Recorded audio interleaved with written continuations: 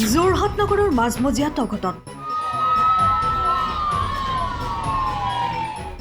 যোৰহাটৰ বিদ্যুৎ বিভাগৰ কাৰ্যালয়ত ভয়ংকৰ অগ্নিকাণ্ড। 20 গৰাকীৰো অধিক লোক গুৰুতৰভাৱে আহত। আজি যোৰহাটৰ মাজমজিয়াত অৱস্থিত APDCLৰ কাৰ্যালয়ত সংঘটিত হয় এক ভয়ংকৰ অগ্নিকাণ্ডৰ ঘটনা।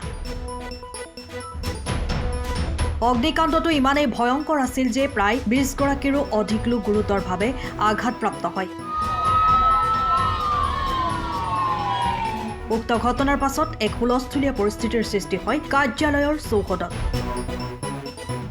যোৰহাট অগ্নি নিৰ্বাপক বাহিনীৰ লগতে বহু অগ্নি নিৰ্বাপক বাহিনীৰ গাড়ী উপস্থিত হৈ অগ্নি নিৰ্বাপিত কৰে। এই ক্ষেত্ৰত এক গুৰুত্বপূৰ্ণ ভূমিকা গ্ৰহণ কৰে SDRF বাহিনীয়ে। ঘটনাস্থলীত আৰক্ষী প্ৰশাসনৰ লোক উপস্থিত হৈ আহত লোকসকলক ততাতৈয়াকৈ যোৰহাট চিকিৎসা মহাবিদ্যালয়লৈ লৈ যায়। আনহাতে শ্বৰ্ট চাৰ্কিটৰ ফলতেই এই ঘটনা সংঘটিত হোৱাৰ আশংকা কৰিছে। কিন্তু ৰব, প্ৰকৃততে এয়া আছিল এক মক ড্ৰিল অনুষ্ঠান।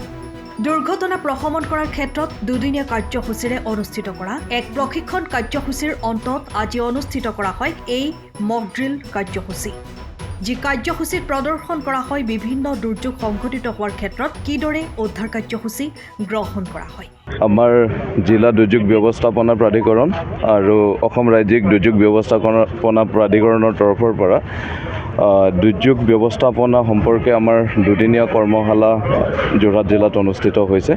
এই কৰ্মশালাত আমাৰ ব্যৱস্থাপনা প্ৰাধিকৰণৰ যিমানবিলাক ষ্টেক হোল্ডাৰ আছে সকলোৰে লগত সকলোকে আমাৰ এটা দুৰ্যোগ হ'লে কি ধৰণে আমি তাক ৰেছপণ্ড কৰিব লাগে তাৰ বিষয়ে ট্ৰেইনিং কণ্ডাক্ট কৰা হৈছে।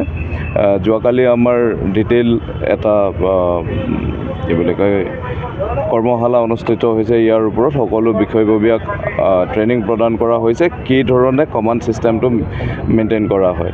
এটা যেতিয়া আমাৰ দুৰ্যোগ আহে দুৰ্যোগত তাৰ চেইন অফ কমাণ্ডটো কি হয়, কোন অফিচাৰৰ বা কোন বিষয়াৰ কি দায়িত্ব থাকে, কি ধৰণে আমি ৰেছপণ্ড কৰিব লাগে আৰু ক্ষয় ক্ষতি আৰু মানৱ জীৱনৰ হানি কেনেকৈ আমি কমাব পাৰোঁ বা ৰোধ কৰিব পাৰোঁ সেই বিষয়ে এটা বিতং প্ৰশিক্ষণ অনুষ্ঠিত হৈছে। তাৰে অংশস্বৰূপে আজি আমি এটা মক ড্ৰিল ইয়াতে কণ্ডাক্ট কৰিছোঁ।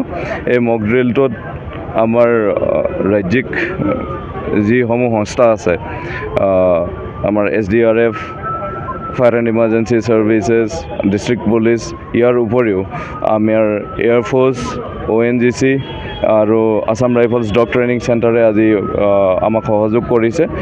গতিকে খুব সুন্দৰভাৱে এতিয়ালৈকে আমাৰ প্ৰশিক্ষণ চলি আছে। আশা কৰোঁ যে আমাৰ যদি জিলাখনত সঁচাকৈয়ে কিবা এনেধৰণৰ দুৰ্যোগ আহে, এই দুৰ্যোগ প্ৰশমনৰ ক্ষেত্ৰত বা দুৰ্যোগটো মোকাবিলা কৰিবৰ কাৰণে আমাৰ টীম, আমাৰ সকলো ষ্টেক হোল্ডাৰকে আমি সাজু কৰিব পাৰিছোঁ বা তেওঁলোকক প্ৰশিক্ষণ প্ৰদান কৰিব পাৰিছোঁ। আৰু আজি মক ড্ৰিলত দেখা গৈছে যে তেওঁলোকৰ যি ধৰণে তেওঁলোকৰ ওপৰত দায়িত্ব ন্যস্ত কৰা হয় সেইমতে সকলোৱে এতিয়ালৈকে দায়িত্ব পালন কৰি আছে। যদি ৰিয়েলিটিত সঁচাকৈ যদি আমি এনেকুৱা এটা পৰিস্থিতি মোকাবিলা কৰিবলগীয়া হয় তাৰ বাবে আমাৰ গোটেই প্ৰাধিকৰণৰ আটাইখিনি ষ্টেক হোল্ডাৰক আমি সষ্টম কৰি ৰাখিছোঁ আৰু যাতে আমি সদায় সষ্টম হৈ থাকিব পাৰোঁ 24/7 আমি এটা দুৰ্যোগ মোকাবিলা কৰিবৰ কাৰণে যোৰহাট জিলাবাসীৰ ৰাইজক যিকোনো এটা দুৰ্যোগৰ পৰা পৰিত্ৰাণ দিবৰ বাবে আমি সদায় সষ্টম হৈ আছোঁ আৰু তাৰে কৰ্মশালা আমাৰ ইয়াতে অনুষ্ঠিত হৈছে। ধন্যবাদ। সময়ৰ খবৰ সময়ত পাবলৈ ফ'ল' কৰক টাইম অফ আছাম।